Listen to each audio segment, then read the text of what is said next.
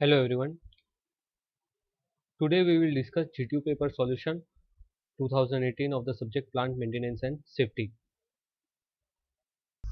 Describe the causes of fire. ठीक है, fire के causes यहाँ पे हम डिस्कस करते हैं. हैंडल द मटेरियल विथ और विदाउट केयर. ओके, तो जो इस टाइप के मटेरियल हो जो फायर को कैच कर सकते हैं, जैसे वॉलेटाइल, जैसे पेट्रोल, इथेनॉल, ये सब टाइप के गैस है, जो सीएनजी पीएनजी, ठीक है, तो उनको हम अगर विदाउट केयर यूज करेंगे तो उसमें फायर कॉज करेगा. Loose connection of cables and wires. Cable और कनेक्शन का जो लूज हो, अगर वो लूज होते हैं तो वहाँ पे स्पार्क जनरेट होगा और उसके वजह से फायर कॉज होगा. नेक्स्ट है short circuiting of electrical wire. Wire में शॉर्ट सर्किट हो रहा है, ठीक है, तो वायर में शॉर्ट सर्किट होने की वजह से अगर उस चैम्बर वो जहाँ पे जो एनवायरनमेंट है उनके अंदर कुछ इस टाइप के जो मटेरियल्स हैं जो फ्लो हो रहे हैं जो फायर को कैच कर सकते हैं, तो वहाँ पे भी फायर लगने के चांसेस बढ़ जाते हैं. ठीक है. Habit of smoking and cigarettes and smoking क्या होता है कि जो एक टाइप के ऐसे एनवायरनमेंट होते हैं जहाँ पे जैसे कि गैस फिलिंग स्टेशन है, तो वहाँ पे क्या होता है कि गैस के जो कुछ स्मॉल अमाउंट ऑफ पार्टिकल्स वहाँ पे वो फ्लो होते रहते हैं उनके एनवायरनमेंट में. अगर वो सिगरेट के कांटेक्ट में आ जाते हैं तो वहाँ पे भी जो फायर होता है वो कैच कर लेता है. ठीक है, तो उधर भी फायर के कॉजेस बढ़ जाते हैं. नेक्स्ट है insufficient lubrication of fast moving machine parts. ठीक है.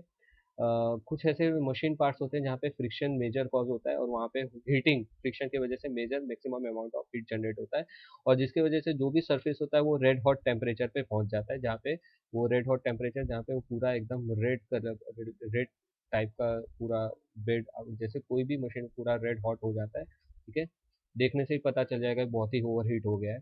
तो उस केस में अगर कोई भी उस कोई भी जो इस फ्लेमेबल पार्ट उस कांटेक्ट में आ जाता है तो डायरेक्टली वो फायर कैच कर लेगा. ठीक है. Use of conductors beyond their capacity. तो इसको इस तरह से अंडरस्टैंड कर सकते हैं जैसे कि स्मॉल पाइप है, ठीक है, तो उसमें लार्ज अमाउंट ऑफ वाटर को फ्लो कर रहे हैं, ठीक है, हाई, और उसमें प्रेशर भी बहुत हाई है. तो जैसे ही वो पाइप स्मॉल पाइप के जो डायमीटर है उसमें से पास होगा तो पाइप क्या हो जाएगा, फट जाएगा. ठीक है, तो उसकी कैपेसिटी उतनी नहीं कि उतने वाटर को वो हैंडल कर सके. तो सिमिलरली यही केस हमारा ये कंडक्टर में भी होता है. कंडक्टर एक वायर होता है, ठीक है, वायर की जितनी एम्पीरेज कैपेसिटी होती है उतनी ही कैपेसिटी में उसमें करंट फ्लो किया जाना चाहिए. अगर उसकी कैपेसिटी है कि वो अप टू 1 to 2 एम्पियर का वायर करंट है उसको फ्लो कर सकता है, तो हमको उतना ही करंट उसमें से फ्लो करना है. अगर उसमें से हम 10 एम्पियर का करंट फ्लो करेंगे तो उस वायर में क्या हो जाएगा कि मैक्सिमम अमाउंट ऑफ रेजिस्टेंस बढ़ जाएगा. ठीक है, हीटिंग, और वो वायर हीट हो जाएगा और वो बर्न हो जाएगा. ठीक है, तो उस केस में भी क्या होता है कि अगर वो बर्न हो जाएगा तो बर्न होने की वजह से क्या होगा कि अगर वो कोई जो इस टाइप के जो मटेरियल है उनके आजू बाजू फ्लो होते रहो जो फायर को कैच कर सकते हैं, ठीक है, तो उनके कांटेक्ट में अगर आ जाएगा तो वहाँ पे भी फायर के कॉन्सेस बढ़ जाते हैं. ओके, फायर के चांसेस वहाँ पे बढ़ जाएंगे. ठीक है, तो यहाँ पे use of conductor beyond their capacity अगर हम यूज करेंगे तो वहाँ पे फायर कैच करेगा. नेक्स्ट क्वेश्चन डिस्कस करते हैं. Right A short note on fire fighting methods. Okay, fire fighting methods के बारे में यहाँ पे हमको लिखना है. फायर फाइटिंग मेथड जो होता है उसको अलग अलग क्लास में डिवाइड किया गया है. यहाँ पे पहले क्लास ए. तो क्लास ए में क्या है, fire can be extinguish by water and solution containing more water. Okay, तो इसमें एक नॉर्मल कॉज है. नॉर्मली जो वाटर से हम जो फायर को एक्सटिंग्विश करते हैं तो उसको हम क्लास ए में डिवाइड किए गए हैं. ओके, नेक्स्ट है fire extinguishing the class B. Okay, class B में फायर एक्सटिंग्विश किस तरह से किया गया जाता है.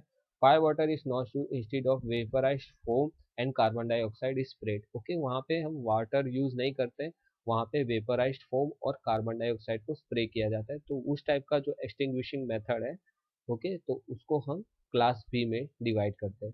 नेक्स्ट है क्लास सी. क्लास सी में जो क्या होता है, एक्सटिंग्विशिंग किया जाता है फायर का, उसको इनर्ट गैस द्वारा किया जाता है. To slow down the fire dry powder is use. यहाँ पे ड्राई पाउडर भी यूज किया जाता है और इनर्ट गैस भी यूज किया जाता है. फोर्थ क्लास है इस पे क्लास डी. तो क्लास डी में क्या होता है, fire of burning metals can be extinguish by using special medium and techniques of metal which with water so it is not favourable. Okay, तो यहाँ पे क्या होता है कि हम स्पेशल मीडियम और टेक्निक्स यूज करते हैं जिसमें क्या होता है metal reacts with water and it is not favourable. ठीक है, उसमें मेटल वाटर के साथ रिएक्ट करके जो भी मेटल्स होते हैं, बर्न मेटल्स होता है, उसको एक्सटिंग्विश करता है. नेक्स्ट है class E. Fire of the metals can be extinguish using electrical insulating materials. Okay, तो इलेक्ट्रिकल इंसुलेटिंग मटेरियल के द्वारा जो फायर है उनको एक्सटिंग्विश किया जाता है। And to avoid shock to the person working on for fire fighting. Okay, तो उसके वजह से क्या होता है कि जो शॉक को ये अवॉइड करता है, क्योंकि इंसुलेटिंग मटेरियल का मेन कॉज क्या होता है कि जो शॉक होता है और शॉर्ट सर्किट होता है उसको अवॉइड करना। ठीक है, तो उस टाइप के जो फायर फाइटिंग एक्सटिंग्विशिंग होता है तो उसको क्लास ई में डिवाइड किया गया है। यहाँ पे next question, petrol engine doesn't start. Okay, draw a decision tree for it. Petrol engine start नहीं हो रहा है तो उसके लिए हमको एक डिसीजन ट्री ड्रॉ करना है। तो यहाँ पे पेट्रोल इंजन का जो फॉल्ट हमारा क्या है, पेट्रोल इंजन, उसके अलग अलग रीजंस है। ठीक है, तो ये रीजन मोस्ट इंपॉर्टेंट है। तो पहला है कि एम्प्टी पेट्रोल टैंक, वहाँ पे पेट्रोल नहीं है, स्टॉपेज ऑफ पेट्रोल सप्लाई, जो लाइन है आपकी पेट्रोल की जो इंजन तक जाती है तो उसके अंदर कोई फॉल्ट है, उसके अंदर कोई ऐसे मतलब फॉल्ट आ गया है कि लाइन पेट्रोल जो है पास नहीं हो पा रहा है। ठीक है, कुछ अंदर डस्ट पार्टिकल्स ऐड हैं या तो लाइन ब्रेक हो गई है। ठीक है, तो stoppage supply, air in the petrol line, air bubble होता है क्योंकि वो एक कंप्रेसिबल होता है, तो उसके वजह से क्या होता है पेट्रोल स्टार्ट नहीं होता है, क्योंकि वो जितना पेट्रोल जाता है वो कंप्रेस होता रहता है, उसको आगे फ्लो नहीं होने देता है। Faulty in spark plug, spark plug faulty होता है। Incorrect spark timing.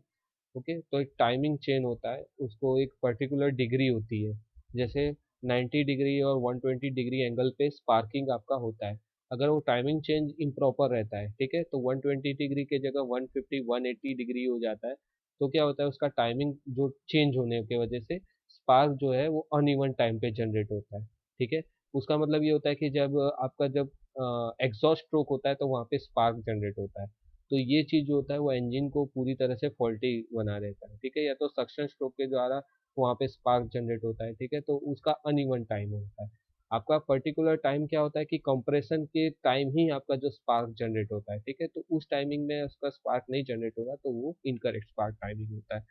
ठीक है, नेक्स्ट है magneto is not giving current output. Magneto जो कॉइल जो करंट जनरेट करती है, जो स्पार्क प्लग में करंट पहुंचाने का काम करती है, तो वो करंट का जो आउटपुट है वो नहीं दे रहे हैं। तो इसका डिसीजन है, उसको हमको लाइन वाइज चेक करना है कि ये हमारा फॉल्टी है कि नहीं, अगर है तो उसको रिमूव करेंगे, इसमें हमारा कोई फॉल्ट है कि नहीं तो उसको हम इस तरह से रिमूव करेंगे। स्टेप बाय स्टेप हम प्रोसीजर फॉलो करेंगे और उसको आगे बढ़, अब इसमें से कोई भी एक तो प्रॉब्लम होगी ही।